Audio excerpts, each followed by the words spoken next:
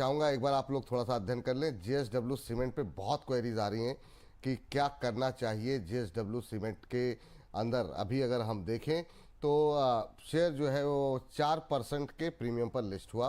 बहुत लोग ग्रुप बड़ा था लेकिन मतलब उतने बुलिश नहीं थे, कुछ लोग बहुत ज़्यादा बुलिश थे। अलग मिली जुली प्रतिक्रियाएं आईपीओ के समय भी काफ़ी देखने को मिली हैं। जी रचित जी बताइए सर।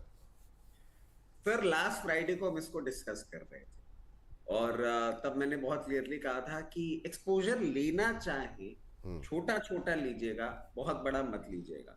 और ये मैं क्यों बोल रहा हूं सर, ये मैं सिर्फ इसीलिए बोल रहा हूं क्योंकि एक ना कुछ आईपीओ के कारण ही जो सिचुएशन बनती हुई दिखी है ना। एक एनएसडीएल के रिकमेंडेशन पे, एनएसडीएल की बात पे आदमी ने बोल दिया था कि आईपीओ में रिकमेंडेशन देना बहुत आसान काम है। ठीक है, आसान काम है। अब आपके सामने है, पूरी दुनिया बुलिश थी इसके ऊपर और हमने क्लियरली कहा था बहुत ज्यादा अट्रैक्टिव नहीं लग रहा है। मैं ये सब चीजें सर करता नहीं हूं, बट अब करनी पड़ रही हैं नहीं नहीं सर, क्योंकि बढ़िया बात है, लेकिन अब जरा आते हैं इस पर और दोनों पे जरा स्पष्ट रूप से आप प्रदीप जी और रचित जी राय दीजिए। पहले तो रचित जी ये बताइए, क्योंकि आपने शुरू किया है तो अब मैं चाहूँगा कि आप कंटिन्यू करें कि देखिए अब 4% प्रीमियम पे लिस्ट हुआ, काफ़ी लोगों ने पैसे लगाए हैं। तो जिन लोगों ने पैसे लगाए हैं क्या वो करंट लेवल पे एग्जिट कर लें 2-4% जो भी मिल रहा है, या फिर होल्ड करके रखें? आपको भरोसा है आगे चल करके बेहतर प्रदर्शन करेगा? बहुत बड़ा वर्ग ऐसा भी होगा जिनको आईपीओ में अप्लाई नहीं हो पाया, उनको लग रहा है बहुत कम पे लिस्ट हुआ तो हम तो बिल्कुल आईपीओ के प्राइस पे ही मिल रहा है तो अब एंट्री कर सकते हैं। तो क्या उनके लिए सही रहेगा? पहली टिप्पणी आपकी, फिर यही सवाल प्रदीप जी के लिए।